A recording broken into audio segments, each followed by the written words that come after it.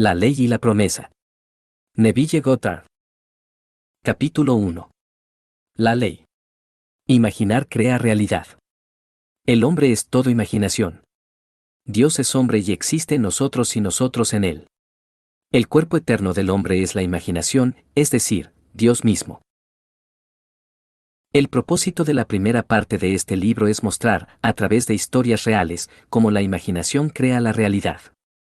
La ciencia progresa mediante hipótesis probadas tentativamente y luego aceptadas o rechazadas según los hechos de la experiencia.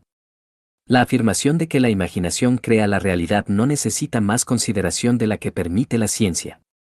Se demuestra en rendimiento. El mundo en el que vivimos es un mundo de imaginación. De hecho, la vida misma es una actividad de imaginación, para Blake, escribió el profesor Morrison de la Universidad de St. Andrews. El mundo se origina en una actividad divina idéntica a lo que nosotros mismos conocemos como actividad de la imaginación. Su tarea es abrir los ojos inmortales del hombre hacia el interior, hacia los mundos del pensamiento, hacia la eternidad, siempre expandiéndose en el seno de Dios, la imaginación humana. Nada aparece ni continúa existiendo por un poder propio. Los acontecimientos suceden porque los crearon actividades imaginales. Comparativamente estables y continúan existiendo solo mientras reciben dicho apoyo. El secreto de imaginar, escribe Douglas Fawcett, es el mayor de todos los problemas a cuya solución aspira el místico. El poder supremo, la sabiduría suprema, el deleite supremo residen en la lejana solución de este misterio. Cuando el hombre resuelva el misterio de la imaginación, habrá descubierto el secreto de la causalidad, y es, la imaginación crea la realidad. Por tanto, el hombre que es consciente de lo que imagina sabe lo que está creando, se da cuenta cada vez más de que el drama de la vida es imaginario, no físico. Toda actividad es en el fondo imaginal. Una imaginación despierta funciona con un propósito. Crea y conserva lo deseable y transforma o destruye lo indeseable. La imaginación divina y la imaginación humana no son dos poderes en absoluto, sino uno solo. La distinción válida que existe entre los dos aparentes no reside en la sustancia con la que operan sino en el grado de intensidad del poder operante mismo. Actuando en alta tensión, un acto imaginal es un hecho objetivo inmediato. Si se mantiene bajo, un acto imaginal se realiza en un proceso de tiempo. Pero ya sea que la imaginación esté dirigida hacia arriba o hacia abajo, es él.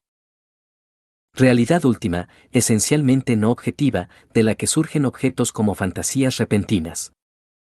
Ningún objeto es independiente de imaginarse en algún nivel o niveles. Todo en el mundo debe su carácter a la imaginación en uno de sus distintos niveles. Realidad objetiva, escribe Fichte, se produce únicamente a través de la imaginación. Los objetos parecen tan independientes de nuestra percepción de ellos que tendemos a olvidar que deben su origen a la imaginación.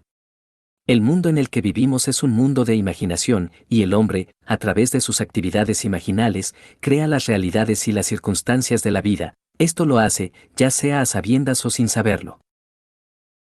Los hombres prestan muy poca atención a este don inestimable, la imaginación humana, y un don es prácticamente inexistente a menos que se posea conscientemente y se esté dispuesto a utilizarlo. Todos los hombres poseen el poder de crear la realidad, pero este poder duerme como muerto cuando no se ejerce conscientemente. Los hombres viven en el corazón mismo de la creación, la imaginación humana, pero no son más sabios de lo que allí ocurre. El futuro no será fundamentalmente diferente de las actividades imaginadas del hombre, por lo tanto, el individuo que puede convocar a voluntad cualquier actividad imaginal que desee y para quien las visiones de su imaginación son tan reales como las formas de la naturaleza, es dueño de su destino. El futuro es la actividad imaginal del hombre en su marcha creativa. Imaginar es el poder creativo no solo del poeta, el artista, el actor y el orador, sino también del científico, el inventor, el comerciante y el artesano. Su abuso en la creación desenfrenada de imágenes desagradables es obvio, pero su abuso en una represión indebida engendra una esterilidad que priva al hombre de su verdadera riqueza de experiencia. Imaginar soluciones novedosas a problemas cada vez más complejos es mucho más noble que huir de los problemas. La vida es la solución continua de un problema continuamente sintético. Imaginar crea eventos. El mundo, creado a partir de la imaginación de los hombres, comprende innumerables creencias en conflicto, por lo tanto, nunca puede haber un estado perfectamente estable o estático. Los acontecimientos de hoy seguramente perturbarán el orden establecido de ayer.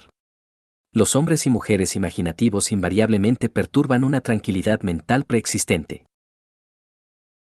No te doblegues ante el dictado de los hechos y acepta la vida sobre la base del mundo exterior. Afirma la supremacía de tus actos imaginales sobre los hechos y somete todas las cosas a ellos. Aférrate a tu ideal en tu imaginación. Nada puede quitártelo excepto tu incapacidad para persistir en imaginar el ideal realizado. Imagínese solo aquellos estados que sean valiosos o prometan mucho. Intentar cambiar las circunstancias antes de cambiar tu actividad imaginal es luchar contra la naturaleza misma de las cosas.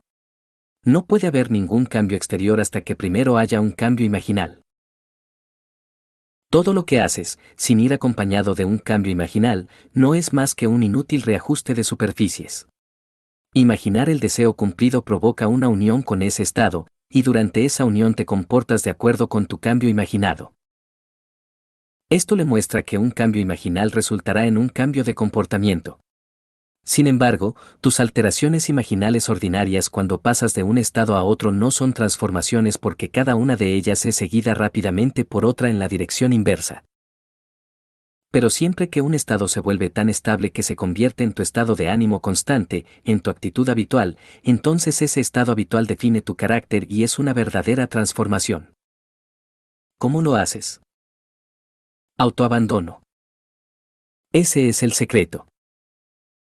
Debes abandonarte mentalmente a tu deseo cumplido en tu amor por ese estado y, al hacerlo, vivir en el nuevo estado y no más en el viejo estado. No puedes comprometerte con lo que no amas, por eso el secreto del autocompromiso es la fe, más el amor. Fe es creer lo que es increíble. Comprométete con el sentimiento del deseo cumplido, en la fe de que este acto de autocompromiso se hará realidad. Y debe convertirse en realidad porque la imaginación crea la realidad. La imaginación es a la vez conservadora y transformadora. Es conservador cuando construye su mundo a partir de imágenes proporcionadas por la memoria y la evidencia de los sentidos. Es creativamente transformador cuando imagina las cosas como deberían ser, construyendo su mundo a partir de los generosos sueños de la fantasía. En el desfile de imágenes las que priman, naturalmente, son las de los sentidos. Sin embargo, una impresión sensorial presente es solo una imagen. No difiere en naturaleza de una imagen de recuerdo o de la imagen de un deseo. Lo que hace que una impresión sensorial presente sea tan objetivamente real es la imaginación del individuo que funciona en ella y piensa a partir de ella, mientras que, en una imagen de memoria o un deseo, la imaginación del individuo no funciona en ella ni piensa a partir de ella, sino que funciona a partir de ella y piensa en ella.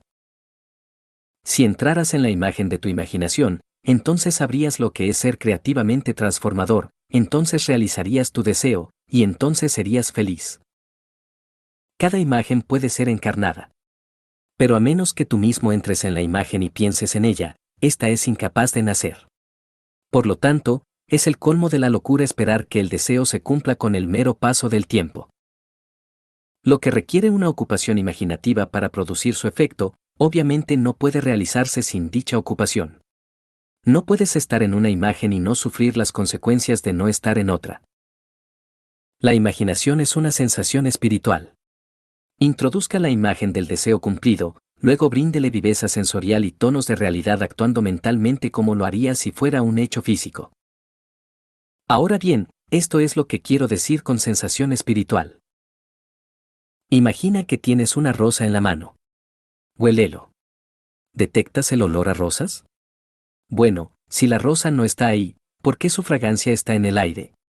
A través de la sensación espiritual, es decir, a través de la vista, el sonido, el olor, el gusto y el tacto imaginales, puedes dar a la imagen viveza sensorial.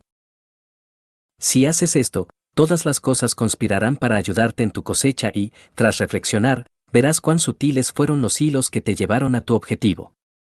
Nunca habrías podido idear los medios que tu actividad imaginal empleó para realizarse. Si anhelas escapar de tu presente fijación sensorial, transformar tu vida actual en un sueño de lo que bien podría ser, Solo necesitas imaginar que ya eres lo que quieres ser y sentirte de la forma que esperarías sentir bajo tal situación. Circunstancias.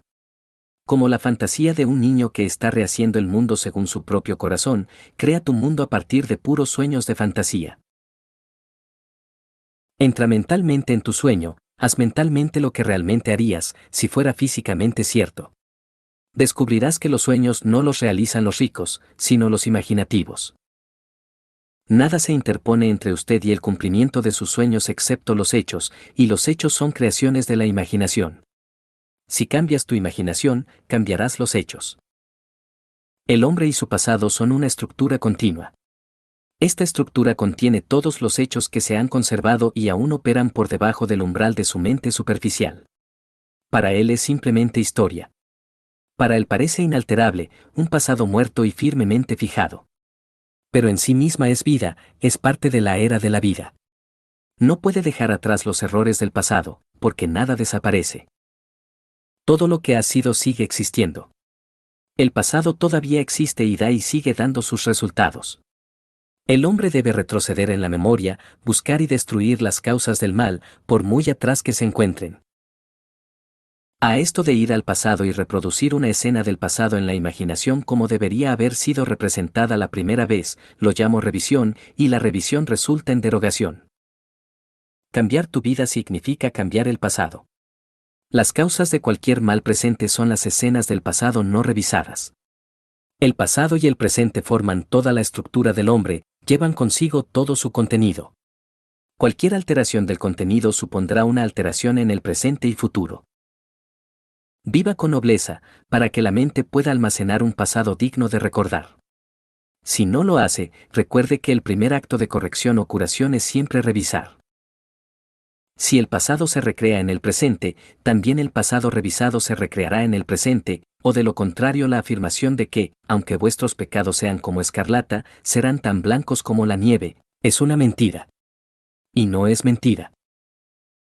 El propósito del comentario historia por historia que sigue es vincular lo más brevemente posible los temas distintos pero nunca desconectados de los 14 capítulos en los que he dividido la primera parte de este libro.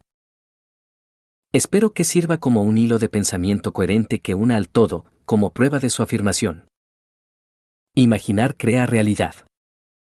Hacer tal afirmación es fácil de hacer. Demostrarlo en la experiencia de otros es mucho más severo. Para revolverte usa la ley, de manera constructiva en tu propia vida, ese es el objetivo de este libro.